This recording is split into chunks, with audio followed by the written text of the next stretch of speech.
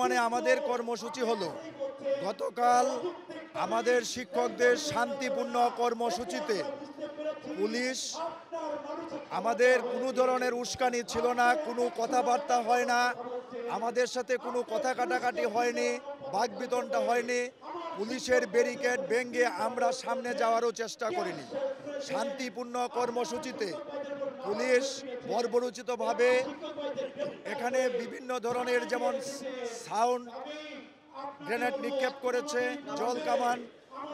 জল কামান দিয়েছে এবং রাবার বুলেট নিক্ষেপ করেছে। আমাদের প্রায় 2 শতাধিক শিক্ষক আহত হয়েছে। আমাদের মাহবুব সহ একজন নারী শিক্ষক হুসনে আরা সহ 5 জনকে গ্রেপ্তার করা হয়েছে। তাদের এই গ্রেপ্তারকৃত 5 জনের নিঃশর্ত মুক্তির দাবি। শিক্ষকদের উপর 2 শতাধিক শিক্ষক আহত যে বর্বরোচিত হামলা করা হয়েছে এর প্রতিবাদে এবং 3 দফা দাবি বাস্তবায়নে আমরা গতকালকে ঘোষণা দিয়েছি, আজকে সকালেও ঘোষণা দিয়েছি, আজ থেকে সারা বাংলাদেশের সকল বিদ্যালয়ে অনির্দিষ্টকালের জন্য পূর্ণ দিবস কর্মবিরতি চলছে এবং এই কেন্দ্রীয় শহীদ মিনারে আমাদের যে অবস্থান কর্মসূচি এটাও অনির্দিষ্টকাল পর্যন্ত আমাদের এই দাবি আদায় না হওয়া পর্যন্ত চলবে। এবং ইতিমধ্যে আমরা এই যে শান্তিপূর্ণ কর্মসূচিতে আমাদের পরবর্তী কর্মসূচি হলো অবস্থান কর্মসূচি চলবে। এখানে যদি কোনো বাধা আসে বিদ্যালয় পর্যায়ে তালা ঝুলবে।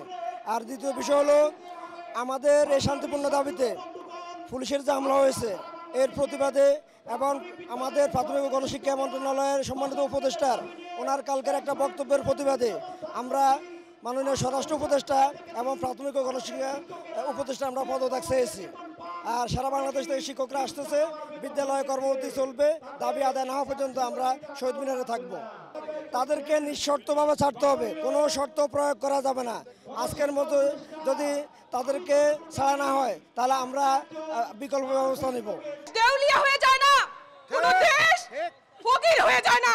শিক্ষকের ন্যায্য দাবি মেনে নিলে দেশ সমৃদ্ধ হয়, উন্নত হয়। তবে কেন শিক্ষকদের উপর এত বর্বরোচিত হামলা? কেন শিক্ষকদের উপর এত কাদা ছড়াছড়ি? কেন পানি, স্টিয়ার শেল, গ্রেনেড হামলা করা হয়?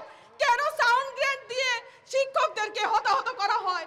আমরা এর নিন্দা জানাই, তীব্র প্রতিবাদ জানাই।